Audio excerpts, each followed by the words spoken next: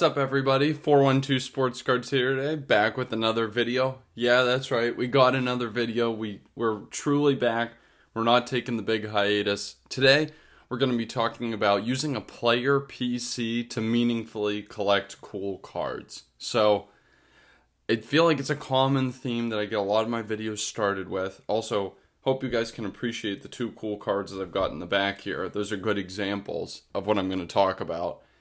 A lot of us collectors who were here pre-boom, post-boom, we've still got our PCs, but during the boom time, at least I found myself consolidating. I took a lot of the clutter in my collection, it wasn't really very focused, and I consolidated it into a couple really big PC cards that I'm really glad to have. And I don't know about you guys, but it's stuff that doesn't come up as often now in the post-boom, more stable price period, so I'm really glad I got it. But now I watch card content, I see new products being ripped, because I am still into that thing, and it's easy to say, well, I consolidated, I can't go and I can't buy those cheap base cards, those cheap numbered parallels. But there's a part of me that wants to. There's a part of me that wants to be active in the new stuff being released in the hobby. And the way to do that, and the secret weapon that I have found to do that, is player collecting. Player collecting is a guiding light that can bring order and structure to you still being able to enjoy those cheaper, newer cards. So drop a like, drop a sub, drop a comment on your thoughts, and we're going to get into more of this. But it's really inspired by a couple pickups that I had recently. I'm going to show the first one off, guys. This card is awesome. Look at that, man. Jaren Jackson Jr. Genesis PSA 10. Awesome card. Usually I'm not much of a PSA 10 man, but this one came available on IG, and in PSA 10 I don't mind it. These were kind of tough to grade. I remember that there were a lot of condition problems with mosaic, a lot of surface scratches. So I'm pretty happy with the PSA 10. The camera isn't even doing full justice to how awesome these cards look. Just so cool. But this is something that it doesn't have a stated print run, right? It's not a Jaren Jackson rookie card. It's not from Prism, National Treasures, or Flawless, or something big like that. It's seemingly another one of the many SPs or many inserts that we have these days. And it's pretty rare. So it's POB 24 in a PSA 10. So maybe the print runs around like 100, something like that. So I mean, it's decently rare. But, you know, we see stuff like Cosmics from Revolution go for not what this would go for. So those are out of 100. So it's hard to justify the price. And that doesn't change the fact, though, the Genesis cards are super cool. They harken back to that 2020 time when these of Zion and Ja and LeBron were all the rage. This set was huge. I love this set. Absolutely love the picture and everything of Jaren. So it was a card I wanted, but previously it was really hard for me to justify this. You know, I spent all this time consolidating things that I didn't want to own for the next 10 years, right?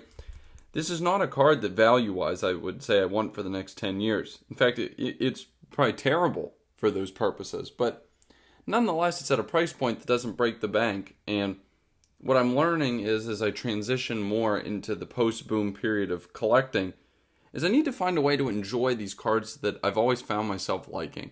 I really liked the Genesis when it came out, but I never wanted to spend the money for the Ja because it's just an insane price.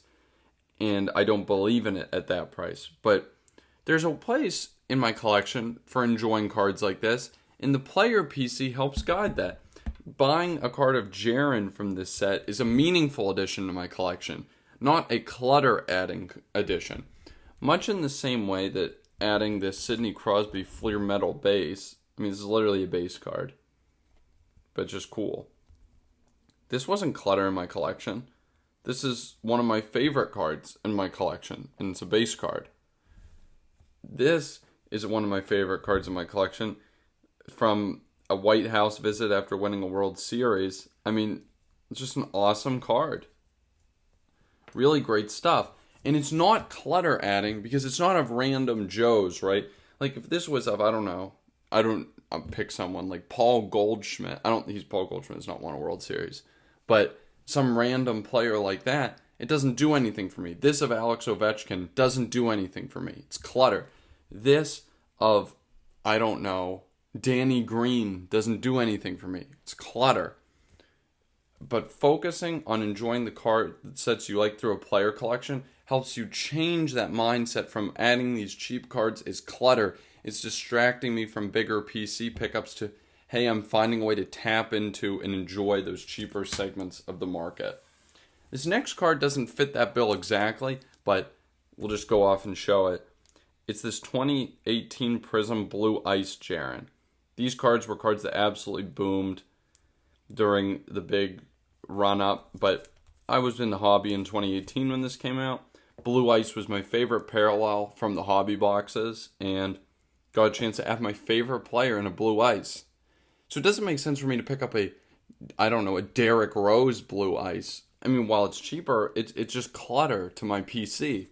But the ability to add someone that I player collect, which for basketball, it's really only my Grizzlies guys, makes an awesome opportunity to tap into those pieces of the hobby history and also kind of stay active in the hobby. A good example of the staying active is sets that I've really enjoyed recently. Photogenic is a good one. Jaren base cards are out. They look awesome. I want one. It's hard to justify spending money on a base card, but I did it here and I did it here. Both on eBay. I bought base cards, probably overpaid, but it's not clutter because they're some of my favorite cards. Adding a Jaren base from Photogenic with awesome pictures would probably be about the same. But there's other ways that, I can be active. So I can see Photogenic ripped and I can be like, not like, oh, buying a box is wasting money. Why would I buy a box? Why would I rip packs? I'm throwing money away.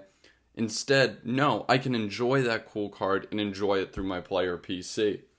One of my favorite sets of recent years is the Elite that they've made over the last couple of years. 2021 Elite, especially, which is what this is. I have this random Harrison Barnes. Opened like 2 packs of this, or maybe 4 packs, but I got this Harrison Barnes out of 60. You can see the kind of pattern that's on this card. I don't know if you can fully appreciate the texture, but the player is raised above the rest of the card background. Super cool texture going on. And this is a card set that I really like, but this Harrison Barnes I have, what am I really going to do with this?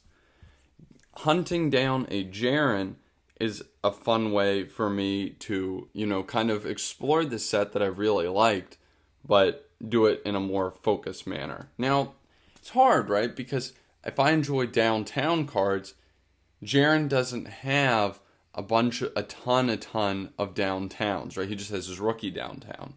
So it doesn't work that way. You can't be keyed into every set, but it does still give you that opportunity to explore checklists, to watch product openings, to dream about the cards you might want to pick up on eBay, not break the bank, not add clutter to your collection, and strike that balance that we all work so hard to find between collecting the high-end stuff we believe in long run and collecting the cheaper stuff that keeps us active in the hobby, keeps us having fun, and really helps us stay up with the times. But that's about all I had to say today.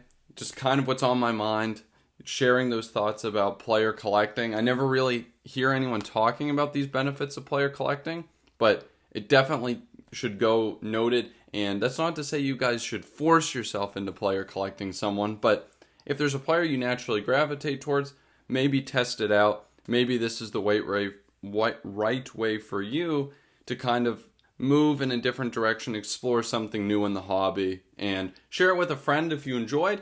And as always, I will catch y'all next time. Peace out.